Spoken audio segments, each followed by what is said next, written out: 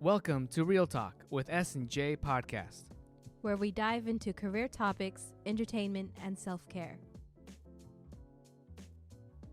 In today's topic, we explore the various obstacles that arise in the transition from high school and college.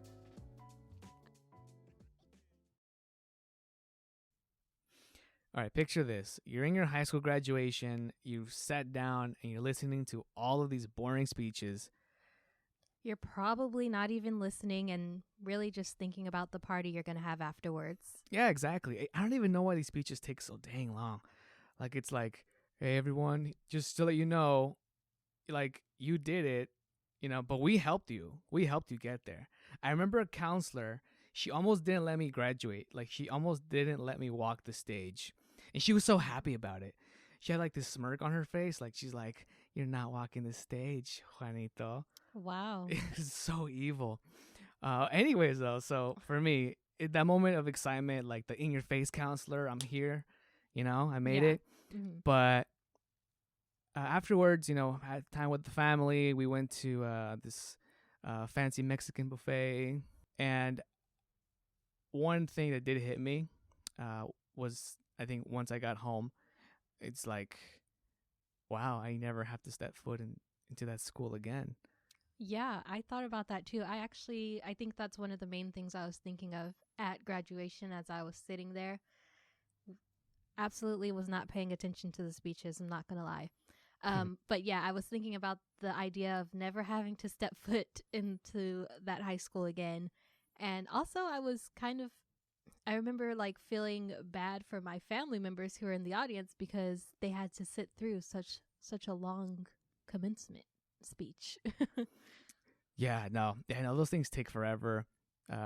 One thing I would say I was not going to miss was waking up, 7:30 in the morning, and then not getting home till like 4 or 5 p.m. Mm-hmm. Those long, I wouldn't say useless, but a lot of the stuff I learned in high school was pretty pointless. Yeah, definitely. I think there's a few staple things that we really take from high school into college and into our, everyday lives. But the bulk of it is not always valuable, I wouldn't say. Yeah, no, definitely. I wish I would have I wish they offered like CPR classes as a mandatory category, like to learn, versus nothing against biology, but, I'm sorry. If someone's choking and, and they're like, somebody save them. What am I going to say? Everyone stand back. I know biology. Exactly. Like if I'm not planning to be a bio major, do I really need this? Exactly. Yeah, I feel like we needed to learn more critical skills. But yeah, and again, that goes back to like, what am I going to do now? I knew I wanted to go to community college, but I didn't really have an idea of what was going to happen there. Like, or how can I say, like, when you're there, it's like, well, what am I going to do to kind of prepare myself for that next step? Mm-hmm. So I think, because at the time I was working in a retail store, working like 8 hours a week, which is not a lot. Yeah. Coming out of college is not a lot. So my first semester, I would literally only have $36 in my bank account. So what I would do, because my days would be like 5 to 6 hour days on college campus. Like, even though you can customize your schedule to the way you want, I had to really had to learn on-time financing. So what I would do, I would go to McDonald's. I would grab just $1 cheeseburger back when they were still $1. Way back when. Way back when. And it's funny because I was so tight with my finances that I would begin to notice the price of the $1 cheeseburger go up by a couple cents. Yeah. Like 1 month it was $1.15, the next it was $1.30. I remember telling the cashier like, "Oh, but just last month it wasn't this expensive." And the cashier was like, "Sorry, man, it's the policy." So I'm like, "Oh, okay." You're like, "What happened?" So, but I would get a cup of water, I would get a cup of water and then I would fill it with steal Coke. the soda machine. Yes.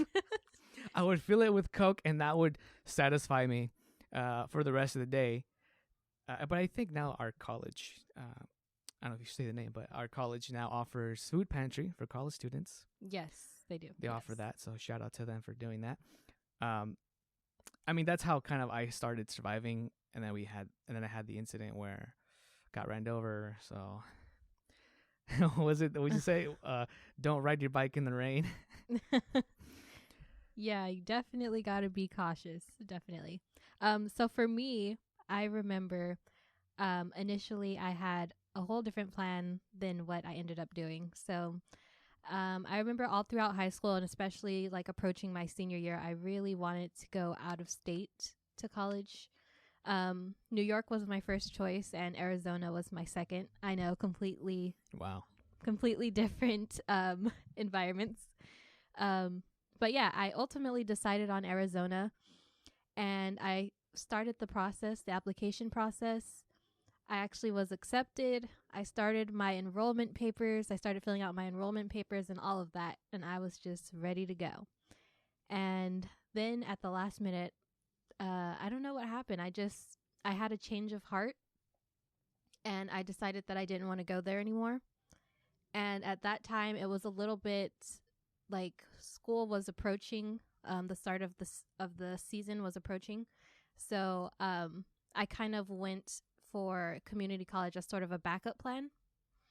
So I ended up going to community college, and I'm really glad that I did now because it's a money saver and it's Yeah. a great transition into just college as a whole. Same thing. Yeah. Yeah, so I'm really glad that I did it, but it wasn't in my plan at all. It was like sort of a backup plan initially. Yeah. What I did find interesting going to community college is how the classes you took in high school, you're doing them again, but this time you're paying for them.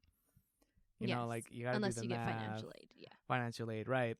I think for the most part, people are able to find financial aid here and there. Mm-hmm. I think for me, I wasn't able to qualify for a lot of the low income programs because I guess my parents, quote unquote, made too much. Yeah. So yeah, I had to pay a lot of things out of pocket. So I mean, how was it like for you, like going to community college? What made that decision happen? The decision was kind of like a default, like I mentioned. So I knew I knew I wanted to go to college. So I just didn't know exactly what college I wanted to go to after I decided that I didn't want to go to Arizona anymore. So I went to community college and I thought that that would be sort of like a buffer for me to kind of kickstart my education, but still have a chance to kind of weigh my options and figure out like where I wanted to go, what university I wanted to go to. And then I ended up deciding to go to San Jose State. So I did 2 years there and then transferred to San Jose State. But while I was there, I felt like the classes were similar to high school, like the structure sort of, but definitely, obviously, a lot more like freedom and a lot more like autonomy, and you sort of build your own schedule and you have to discipline yourself. Like you have less of that sort of guidance factor a little bit, and you have to kind of take charge for your own education. But yeah, what was it? How was it for you? What did you feel like? It felt great knowing that you can kind of have control over your schedule. Mm-hmm. Like, even though I was working very little hours, I mean, it worked out. It's Yeah. flexible. But I mean, one of the biggest things I tell people, like whether it's coming out of high school or whatever, get a job in anything, like in anything you can get experience on. Get that job. Like my first job was working as a cashier at a fast food restaurant. I'm not sure if you heard of Arby's. I No, have. we got the meats. We yeah. have the meats. We had, what was it? I don't know what the motto was, but at the time when I was working, it used to be "It's good mood food." Oh, Yeah, I was like, "It's good mood food," that kind of thing. I haven't heard that. That was their old jingle. But when I worked there, I got to learn a lot of people skills. So I would say don't underestimate any job, no matter how unpopular it may seem to you. Like, oh, I don't want to be pushing carts at Target, or I don't want to Yeah. be working at Walmart, seeing all these interesting characters that come in through the door. Just take on a job, get yourself some experience, use that as a ladder, and most importantly, do not get stuck in the comfort zone. Don't get a Yeah. retail job and then get stuck there thinking, you know what, I'm probably not gonna do anything, or there's also the one thing I noticed. There's a lot of coworkers who tend to like support each other, right? But then when it comes to one coworker wanting to break out and do something with their lives, it's like, bro, why even bother to do that? You're gonna fail anyways. Mm-hmm. Just stay here with us. Stay in the comfort zone.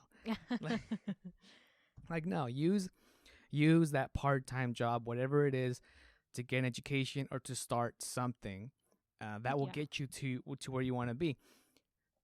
Yeah, definitely. And I think also a lot of times people think when you're getting like a retail job, my first job was a retail job as well.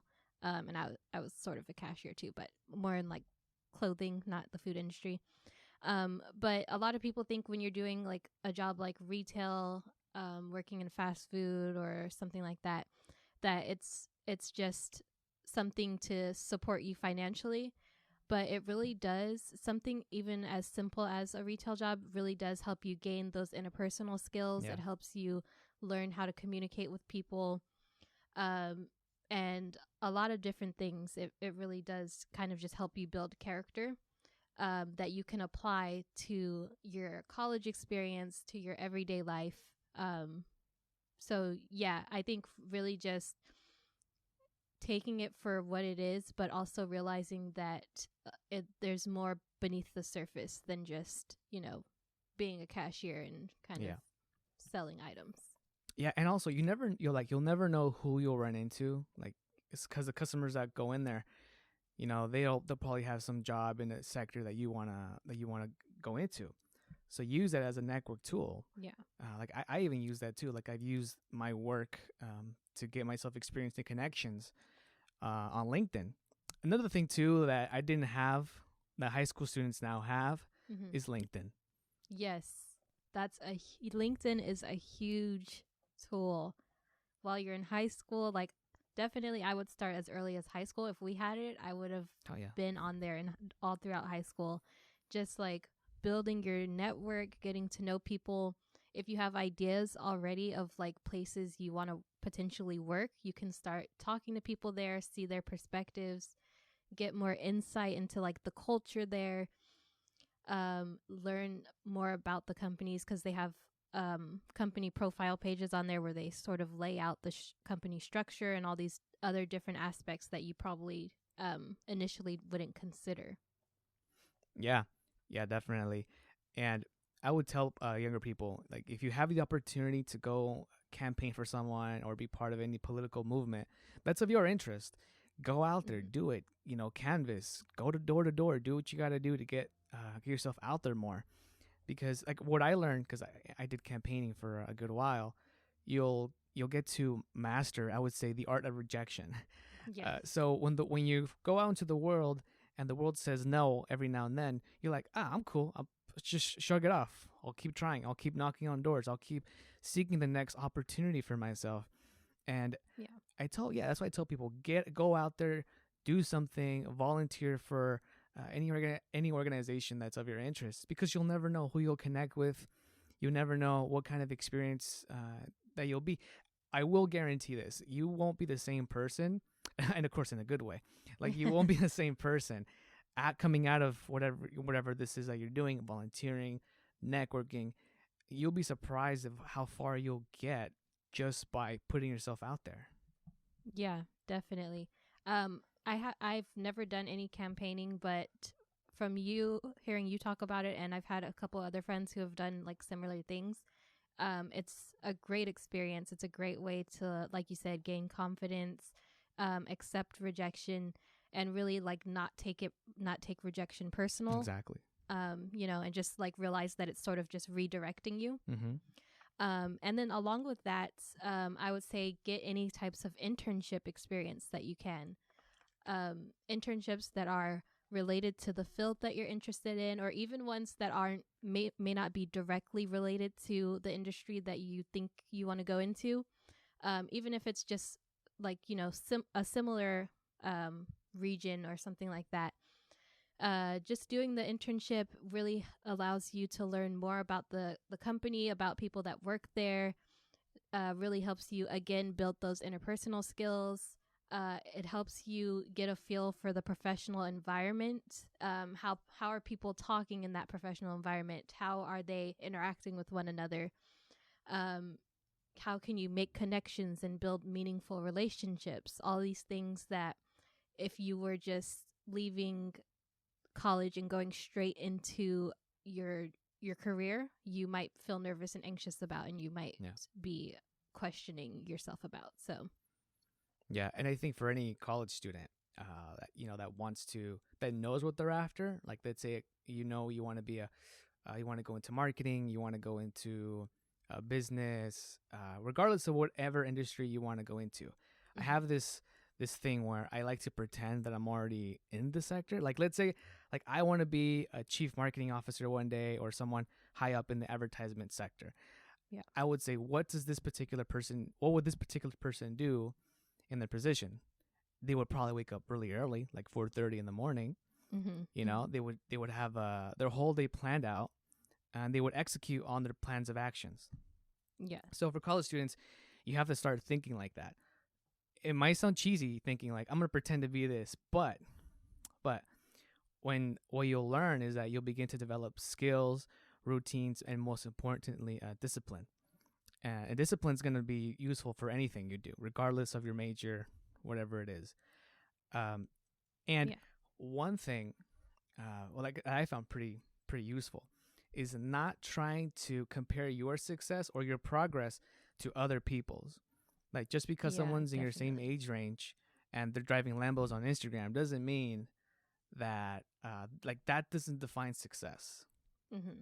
Like success I think is when you have the perfect balance of happiness and income. Like you're making enough to, you're making a decent amount of money, you're succeeding, well sorry, next you're more stable, but you're happy with what you are doing. Yeah. Yeah, that's definitely a big factor, I would say too. That sort of defines success is your happiness. You know, success is not always about the amount of money that you're making, Yeah. the amount of careers that you have that you might be like dabbling in. But happiness is really a big factor, I would definitely say. And just to piggyback off of what you were saying, Juan, about sort of emulating the type of person or position that you want to be in. Even if you don't really know where to start in doing that, I would say reading more books, listening to podcasts, all these types of things can really give you some insight and some perspective and some like sort of direction on where to start. There's lots of self-help books out there. There's lots of career books out there that will help give you a guide and sort of give you a structure of what you can do to kind of gear yourself up toward that career or toward that certain characteristic that you want to gain for yourself. And then even like getting a mentor is a really good idea, which you could also use LinkedIn for to reach out to people and network. And also just people who are in your circle or people who are friends of friends who know someone in different industries that you have interest in. Just like really talking to people and seeing if they can sort of mentor you. You can have conversations with them from time to time and sort of pick their brain and see what types of things that they do to gear themselves up and how they got to where they are. Yeah, absolutely. One thing that I did take away from my mentor, because I had a mentor during my college days, and one of the things he tells me is in life, you either, it's like Yoda once says, you either do or do not. There is no try. And I kept that with me like every single day. Like either you do something, you follow your dreams, or you simply don't. There is no maybe in between. So when you are making a decision in your life, whether it's starting a business, picking a major, or just having an idea, and you want to make it happen, you just do it. You have to do it. You have to just start. There is no let me think about it. Let me see where this goes. I think the biggest mistake people make is they say, I'll just go with the flow. Like, go with the flow. Like, you have to have a deadline. Try to set yourself a deadline. Yeah. Like, I think Elon Musk once said, try to knock out your 5-year plan in less time. Mhm. Even if you don't make it to that goal, you've made more progress than you would have if you would have just sat comfortably saying, I still got 2 to 3 more years. You're only counting down the years. You're not really counting down the progress. Yeah. And I think it's healthy to have periods of time where you might feel like you sort of want to go with the flow and you sort of want to coast a bit, but it's really important to make sure that that is a period of time and not your lifestyle choice. Yeah.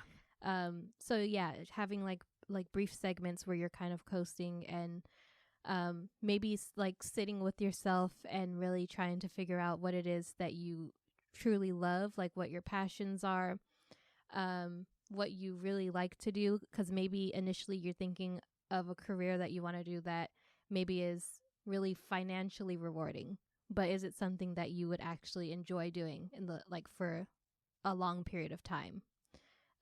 So I think those periods where you're thinking you'll go with the flow or you'll coast a bit is where you can really take a moment to sit with yourself and kind of try and figure those things out. And then making sure that you pull yourself out of that period and, like you said, get back on track, set a deadline for yourself, make some concrete goals for yourself. And once you start doing that, because you took that period of time to really figure out your passions and stuff, once you achieve those goals that you set for yourself, it'll be something that's really long lasting that you can really do for a long time and be happy while doing it for a long time.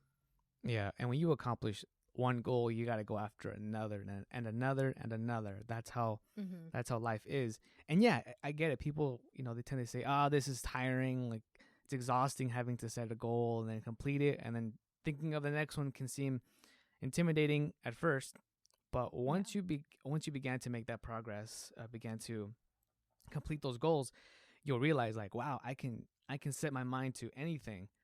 Which is why when you hear the saying, "Follow your dreams," that can mean many things to younger folks. Like, okay, follow your dreams. Well, I have many dreams. But when you listen to those kinds of words, you have to remember there's always a first step. A goal can seem very intimidating when you're looking at the final destination.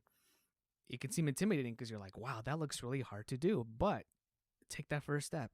It's like a ladder of just steps you have to take to get to where you want to be. It'll take time.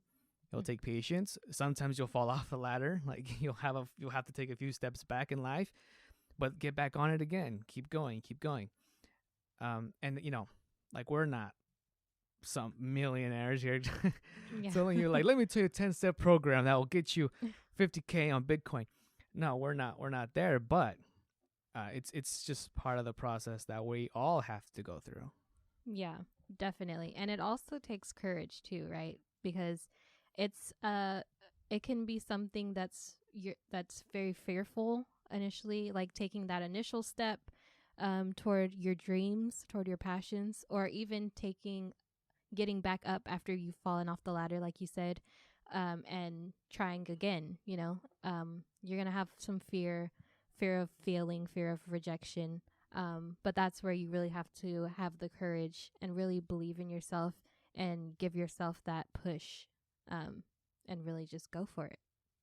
Yeah, absolutely. And we'll take a short pause, and when we come back, we'll go ahead and dive into what life is after college. And we are back. Yes.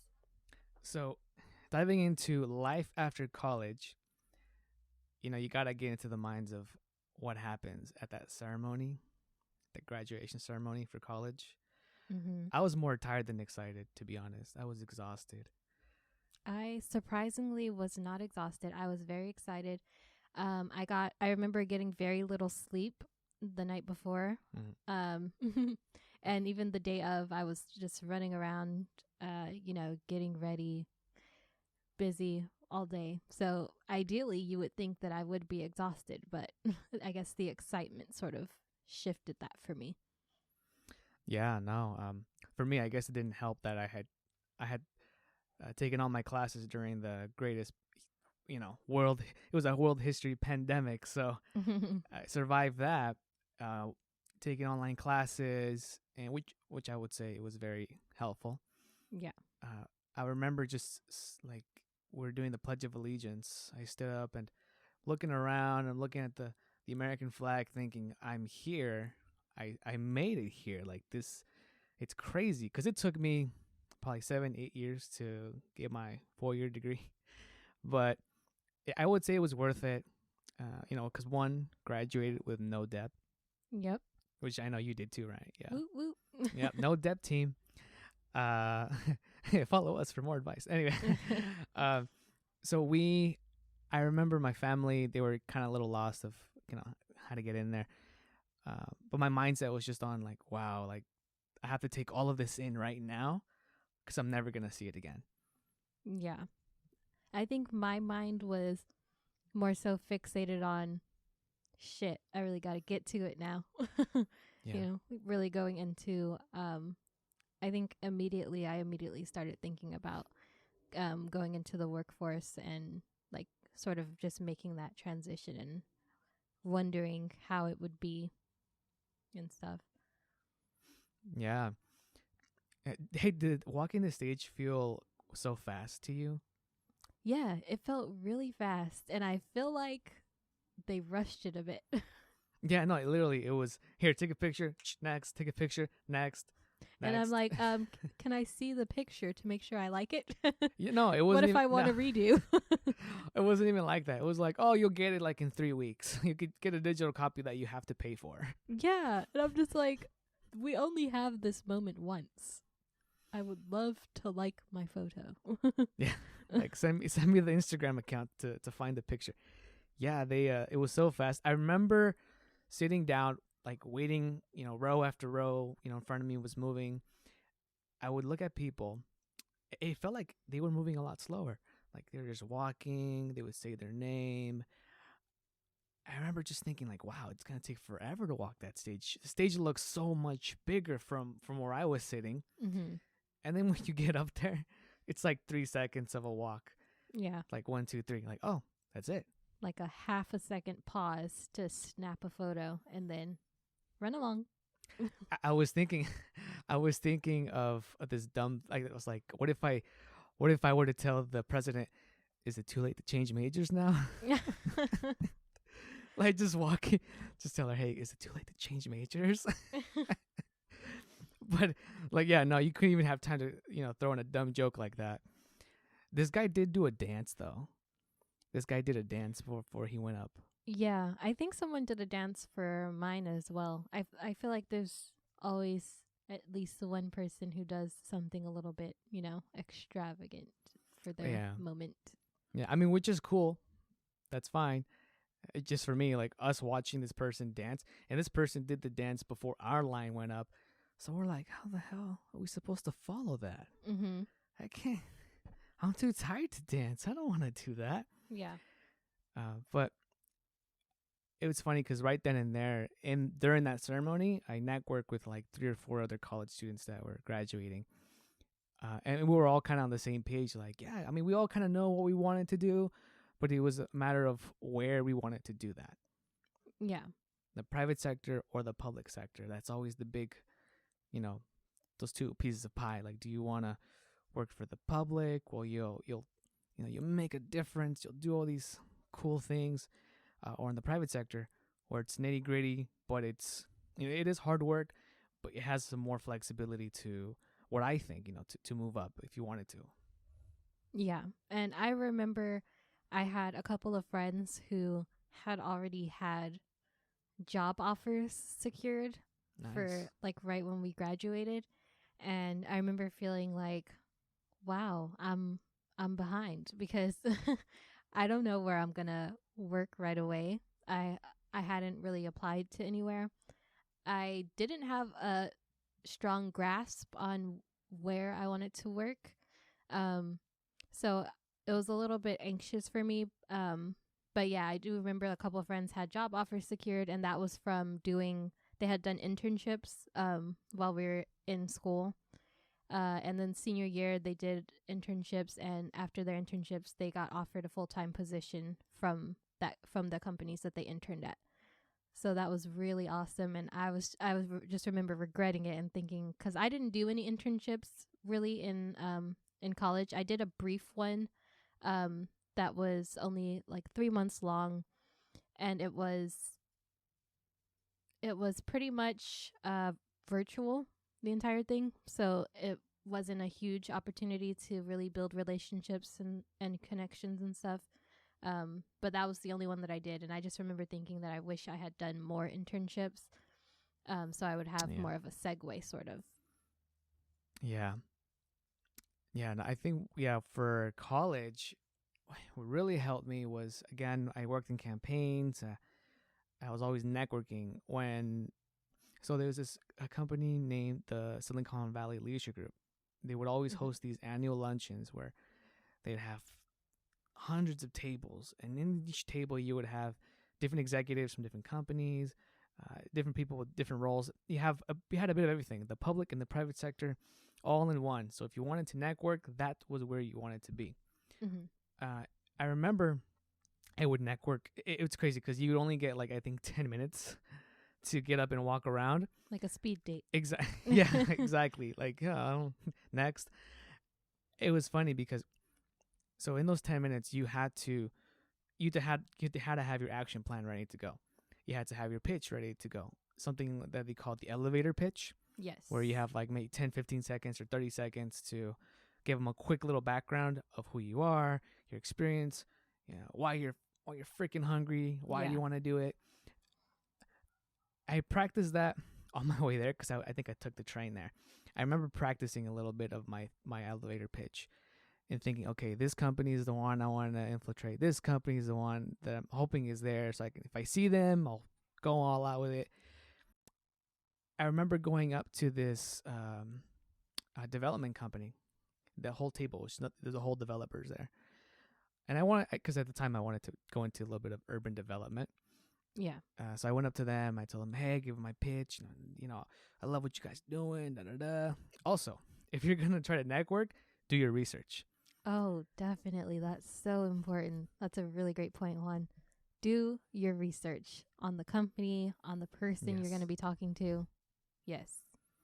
Yeah, because when you're doing your elevator pitch, or even when you're job hunting, whether it's a cover letter or resume, you have to specify those things for those jobs.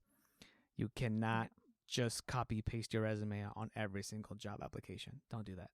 Yes, and I've been in workshops too, where there will be recruiters from different companies coming to sort of give a speech or whatever, and so many of them would say that they've gotten applications that will say something that's in direct relation to another position, like for another company, another position, and they can just tell that that person copy and pasted the resume that they used to apply to a different company and just copy and pasted it and sent it to that one. And they can always tell. And it's a really big lack of effort, and it's always noticeable. So definitely you want to go through it and revise it and make sure it's catered to that company you're applying for. Yeah, like if you sold lemonades for 5 years of your life, you don't apply for a job where you're now doing coding. Like, you're gonna have to do some effort to get some experience and to try to make your application stand out and try to align to the experience they're looking for. Another thing that I had a couple friends of mine who are recruiters, and they told me, even if the job may seem intimidating to apply to, still apply to it. Yeah.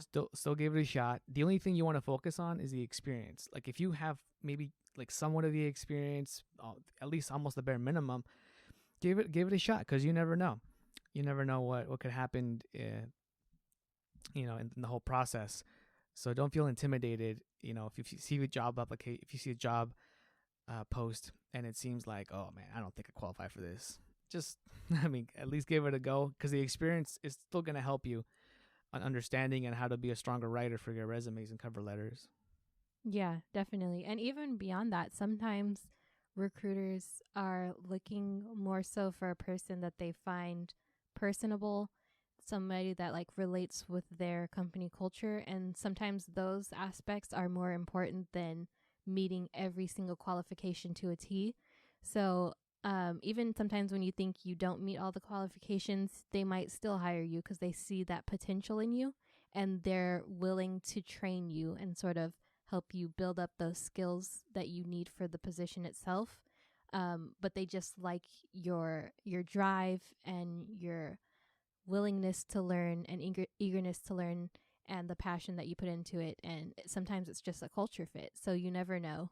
A lot of times those are factors that come into play. So Mm-hmm.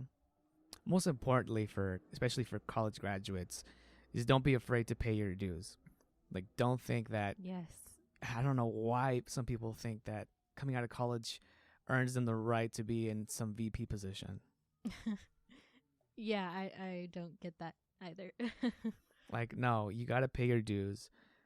You got to be hungry too. You got to be hungry. You got to pay your dues. Most importantly, be nice and humble. Be willing to learn. If you're getting feedback from your supervisor, take that with a positive attitude to improve. The feedback isn't meant to be taken personal. Yeah, and it's rarely, very, very rarely meant to hurt you or to insult you. It's always to kind of try and help you build yourself up, help you polish up your skills, your craft. So it's definitely a great learning opportunity and a great opportunity to kind of perfect the skills that you have and gain the ones that you haven't yet acquired. Yeah, definitely. For me, I don't have a problem doing that because I barely graduated literally last month. No, not last month. Sorry, December. Yesterday. Yesterday in December, and I enjoy the process of learning, doing research. Most importantly, just taking on tasks.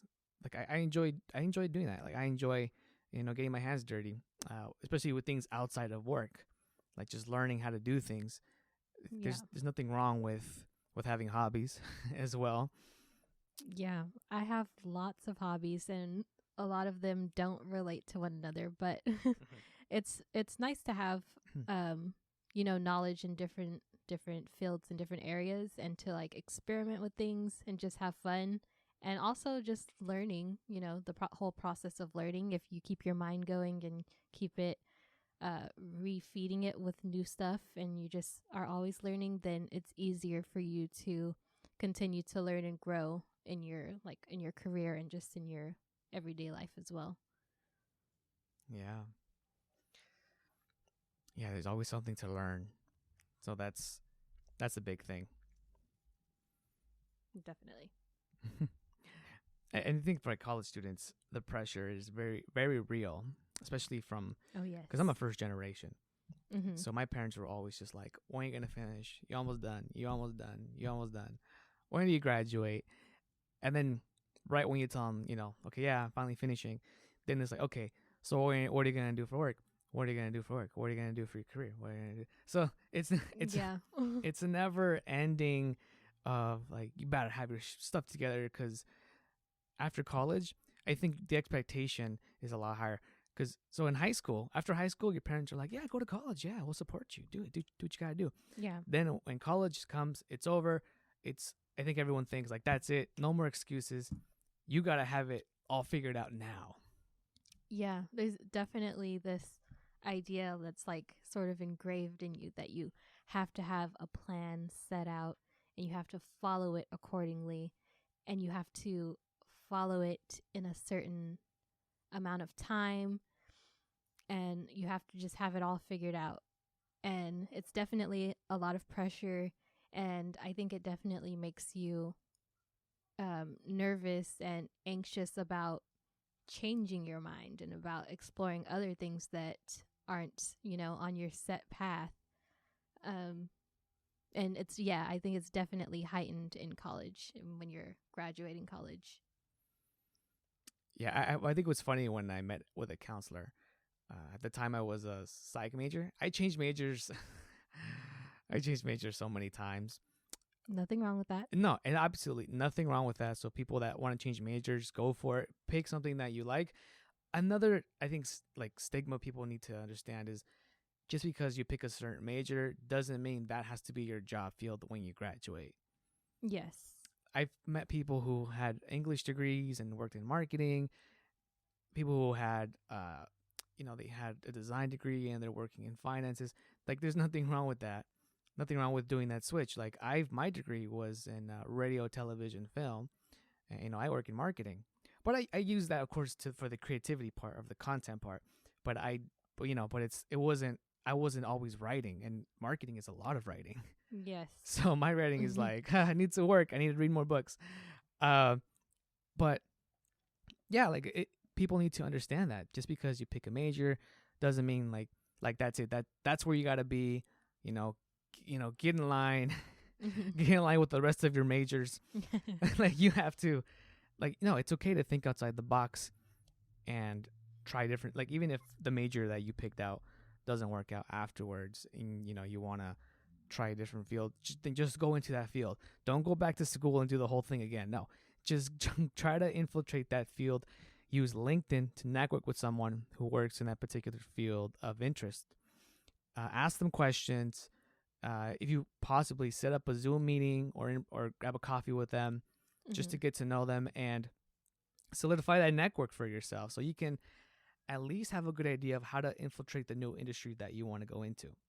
Yeah. And I would say also, it's definitely okay to change your mind and pursue something different than the degree that you have. But also, if you're going to do that, I would say you really have to dedicate yourself to that as well. Because especially if you're not going back to school for it, which I don't think is necessary. Yeah. So if you're not going back to school for it, you really have to discipline yourself and really be dedicated to that field or that industry. Because you're going to have to dive in on your own, really explore it, maybe read some books, listen to podcasts, attend webinars, events, and just really kind of just throw yourself into it so that you can really kind of migrate into not only the professional aspect of it, but the culture that's at those types of companies in those industries. Yeah, absolutely. And if you're connecting with friends, whether it's on LinkedIn, definitely keep any connection open. Sometimes I think for me, even as an alumni now from SGSU, I get connections from other students, and I'm always happy to connect with them. So use that as your card too out of college. Use your alumni card because there's tons of alumni for your universities. You'll see that there'll be an alumni that is working in your field of interest. Use that.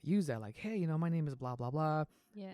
I noticed you're an alumni too, and I want to break into this industry. How can we chat? Can we set up a meeting? Let's talk career.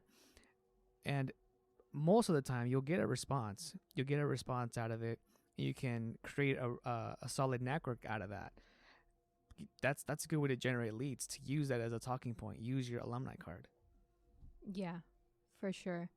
And another thing I would say, if I had to give a piece of advice to recent college grads, it would be to hang in there and sort of build up a resilience, because there will be many jobs that you look at online that say entry-level position, and a couple of sentences beneath that say required to have 2 to 3 years of experience for this position. That has happened to me so many times, and I've heard so many stories of friends and just different people on LinkedIn who go to apply for jobs that are titled entry-level position and require 2 to 3 years of experience, though. I've seen those. So it's definitely sort of conflicting, and it kind of makes you question yourself, and it makes the job seem a lot more out of reach to apply for and stuff. And for me, I remember when I was applying for jobs and I kept coming across that situation, and I started to feel like giving up at one point. Like, you know what? All of these positions in my field because I graduated with marketing and I decided that I actually did want to go into marketing. So I remember all of the positions that I was looking for in marketing. I was looking for entry-level marketing positions. And so many of them would say 2 to 3 years of experience. Or even if they didn't say that, when I got to the interview process, they would say, so how many years of experience do you have, like, doing, actually applying marketing in the field? And so it was very intimidating. And after a while, I just felt like, you know what, maybe this just isn't for me. This isn't going to work. And right when I was about to give up, that's when I found the job that I'm at now. And I applied for it, and I went through the interview process, and got through all 3 rounds. And it ended up being a great position, and I love the culture.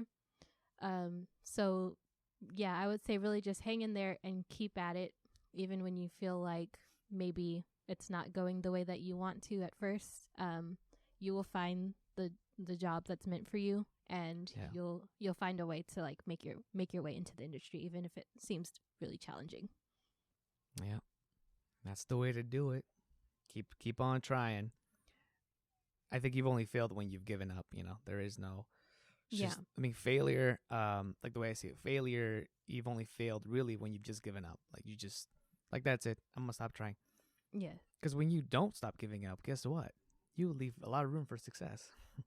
Definitely. And you're giving yourself more chances, and you're learning along the way. Exactly. Okay, this just about wraps up our first episode. Thank you all for staying tuned, and be on the lookout for our next episode, where we will dive into some juicy relationship advice and hot topics. Yes, if you'd like to keep up with all things podcast related, be sure to follow us on Instagram at RealTalkSJ. Feel free to also send us DMs there with any topics you'd like to hear us discuss in the future. Until next time, take care. We out.